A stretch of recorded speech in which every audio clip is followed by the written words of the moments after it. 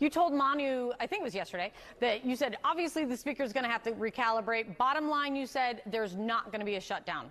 What is the plan today? Look, ultimately, I think the speaker is going to have to put a 3-month clean CR and maybe have some disaster relief or anything that needs to be in there over the next 3 months. But we're not having a shutdown with 46, 47 days to go in an election. We will obviously have to complete our appropriations work when we come back in the lame duck session. And ensure that the government is funded. Government shutdowns don't help anybody. They actually cost more money. There's no savings there. So to me, this is not a function of saving money, and it would be the height of stupidity to shut the government down just before an election.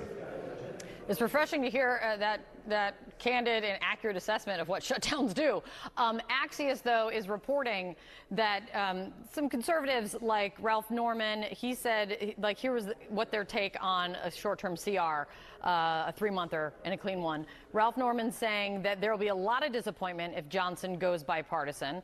Asked if Johnson would face a revolt if he moved ahead with a clean 3-month bill, Jim Banks said, "I sure hope so."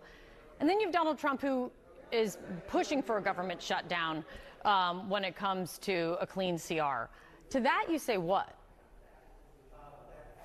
Look, I certainly read some of my colleagues' comments. I mean, the reality is if you wanted certain things, then you need to make sure you have the votes to pass it. And unfortunately, some of my colleagues voted against ACR because they don't believe in it, and that's fine. That's their right as representatives.